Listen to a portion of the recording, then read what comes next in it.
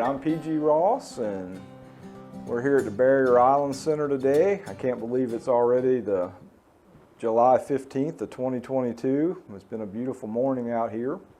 I have to say I'm honored to have the opportunity to sit and talk with one of my mentors for lots of things, but in terms of decoy making and in terms of being a student of human nature and life. I've learned a lot from this legendary carver, Pete Peterson from Capeville, Virginia. Good morning, Pete. Good morning. Morning, PG. How are you doing? Doing dandy. Doing dandy. Over the years, we've had a lot of really good, I'd call them, instead of conversations in the kitchen, conversations in the shop, or conversations by the oak tree. And we've been asked today to maybe just kind of extend some of those talks into here today. Where did you grow up? Fort Foote, Maryland.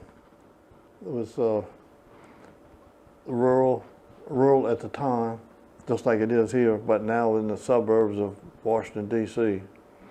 And then when the sprawl started, I grew up and left there before the sprawl really took over.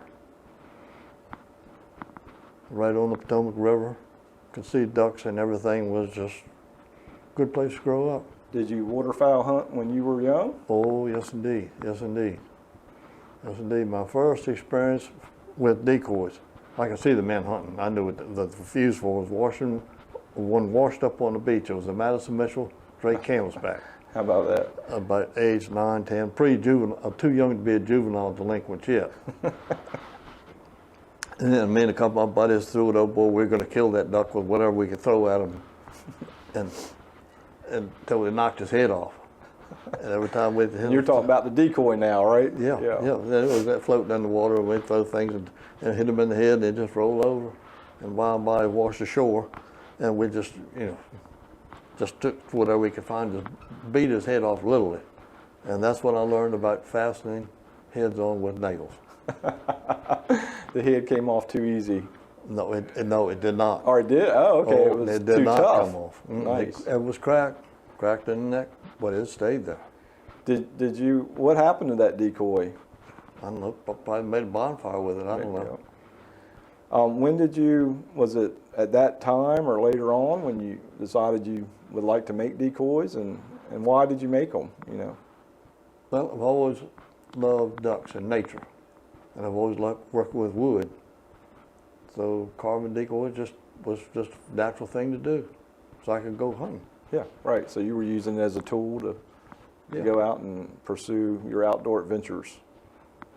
Yeah, I think a lot of us started that way. You after that, I know from talking with you before that you've really done a lot of different things and all, but where did you kind of travel after that? I know you left the area and as a young man and had some real adventures. 3 days after I got out of high school, I left from Montana went to work on the family farm in Minnesota, and then went to college in Minnesota, Montana. Finished there, and went in the Coast Guard, the state of Vietnam. Spent 3 years on an ocean weather ship. Come out and worked in Virginia Beach for a testing lab, concrete testing lab, and they sent me to Bayshore for a 2-year job, and I knew in 15 minutes that I was not going back. So that was Bayshore Concrete in Cape Charles? And that was in 71, March of 71. I've been here ever since. You, as well as being I know a student of Mother Nature and a student of woodworking and being a craftsman, I also know that you're a student of human nature. And I've heard a lot of stories about nicknames and characters from Bayshore, for example, and around. But how do you think, is it important to in your life to know those characters and to learn something about them, and how has that influenced your life? If I know men working with men, I don't, these kind of things just naturally occur. So, yeah, I found that most decoy makers are characters, and it doesn't mean that they're funny necessarily or make you cringe, but they're interesting. And they've had interesting lives and have interesting stories. And I think I've learned a lot about paying attention to that from you, that's important, and to remember those folks. Oh, I don't know, met plenty of characters in my life. Not just decoy carvers, but characters. Yeah. So, who were some of your early influences when you started making decoys? Corbin Reed was the first decoy carver of merit that I had met personally and watched working.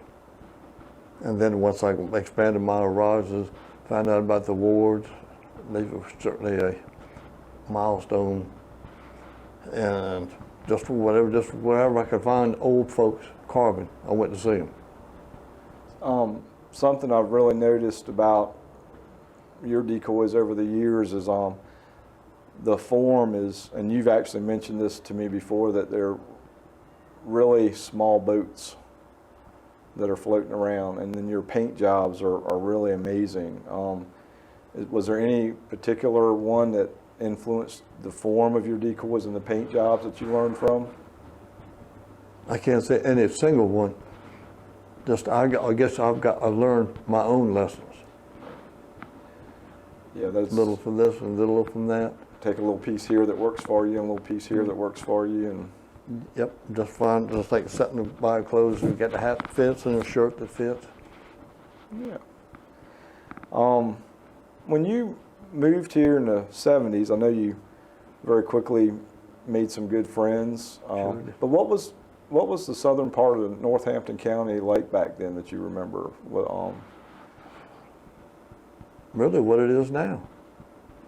You know, time has come, changes have come slowly to that part of the whole county. Cape Charles, Exmoor. There's been some big changes, but the rest of the rural parts of the county is pretty much the same, especially on the seaside. You, I know you did a lot of work, worked on the water on the side and fished and gill netted and that kind of thing.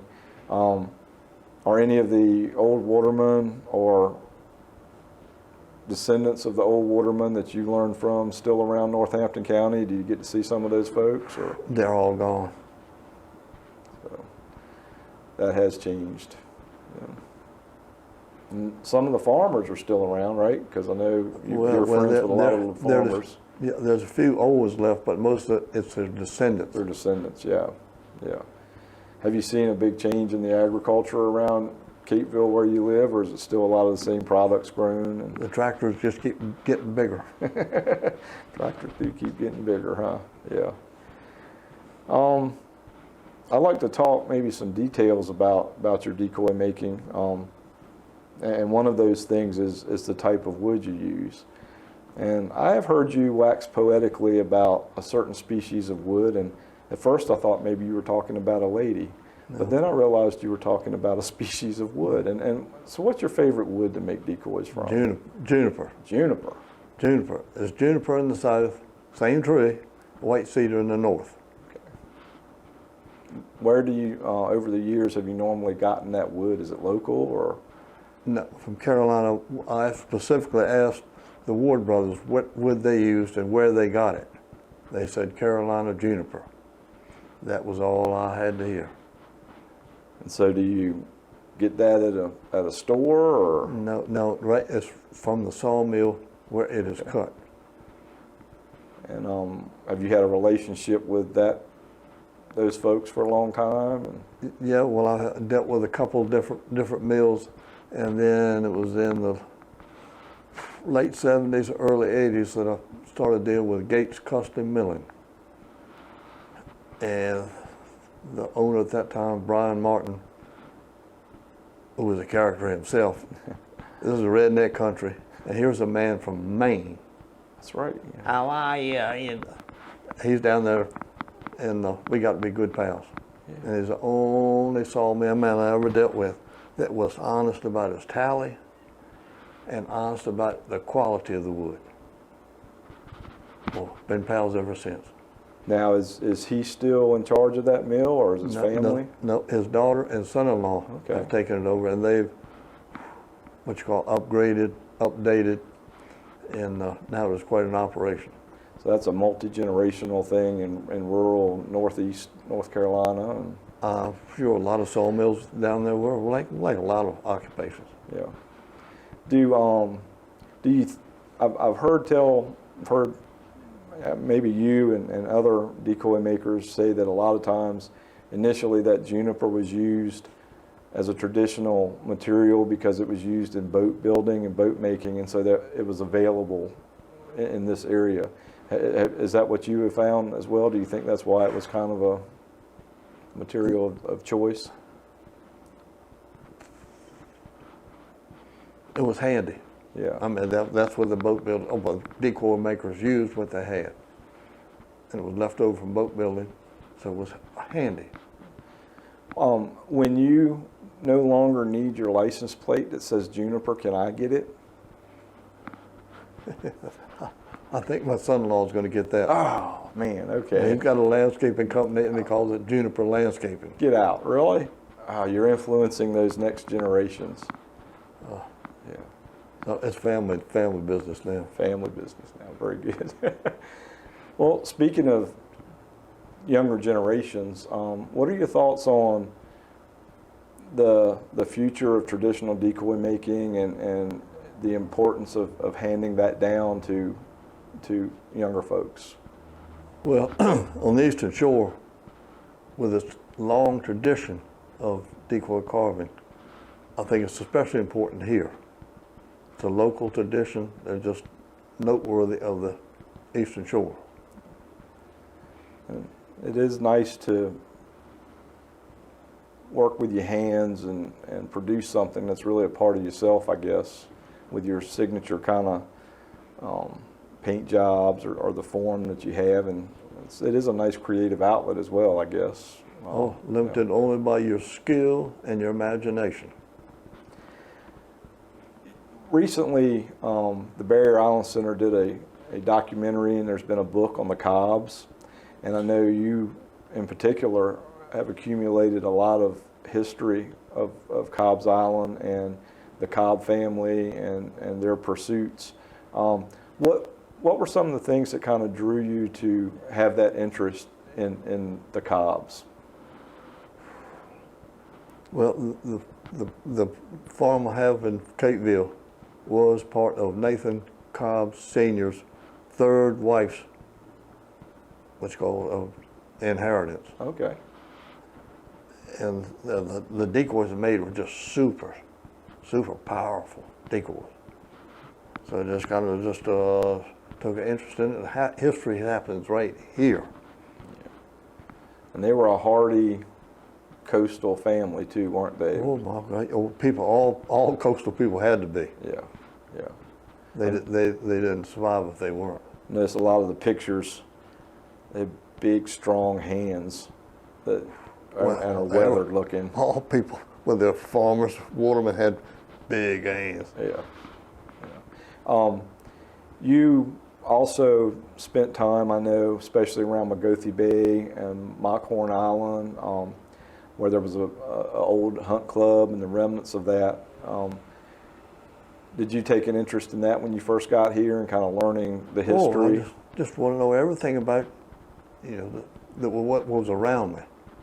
Took a keen interest in it. How do you think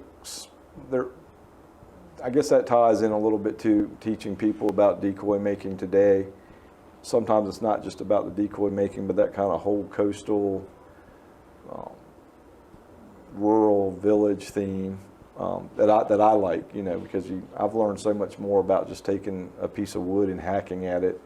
Oftentimes you learn about why you do something tough. I'm assuming a Nathaniel Cobb head would have been a lot harder to knock off than that original Madison Mitchell canvasback, or maybe not. What do you think? Too many wild cards in the deal to make a ruling. To make a ruling. I understand the Cobbs, sometimes they were salvaging with salvage ships that had blown aground, and they would actually use some of the spars Oh my the God, ships yeah. to make Well, decoys. It wasn't just the Cobbs, all the people from Hog Island, Right. Smith Island, all the decoys were made for, their lumberyard was the wreckage of the beach. Took advantage of what They was had available. what was handy. Yeah. That's what they had. Yeah. And paint too, and the nails. Right. Right. You have a lot of sayings, and a lot of them are up around your shop. One that I always like, and I can't remember, you'll have to remind me who said it, but that dull tools make easy work hard. How does that go? This is from the Bible, Ecclesiastes. Dull tools make easy work hard. Sharp tools make hard work easy. There's a lot of, That was before the pyramids were built. that's a lot of good information just in those two lines, isn't it? Yes, sir. And I know you're a collector of sayings and of that type of thing. One that I'd like to ask you about, and anyone that's really spent much time around you has heard you, your sign off to people on the phone or when we're leaving the shop after a good conversation is full speed ahead. And I know that's a nautical term. A lot of times the mate on the bridge would call down to the engine room, full speed ahead. No, that's a corruption of a nautical term. There we go. So what's the depth there, the meaning? Just an expression. Okay. Don't slow down. Don't slow down. Keep going. Mm-hmm. You've also told me that the more you do, the more you can do. Mm-hmm. And I kind of feel like that sign off and telling people that is again, that positive catchphrase to tell you don't slow down, keep trucking. Mm-hmm. You know, Full speed ahead. full speed ahead. Pete, if given the opportunity, how would you describe yourself? Man of no particular talent, but I love ducks and I love carving decoys. Wow. That would make a nice dedication on one of your decoys one day, right? Got any other interesting things that you'd like to talk about, or? Yeah. Man of no particular talent. Well, I know that that's a little bit of an understatement. However, I appreciate you sharing some of your history and what you've done and your personal philosophy, and taking time to sit down and formalize some of the many conversations that we've had sitting under your oak tree. And I want to say it's an honor to have been able to sit here and talk with you, because I consider you a mentor and very much a influence on my philosophy in life. So this is really an honor to sit and talk to you. Thank you. You bet.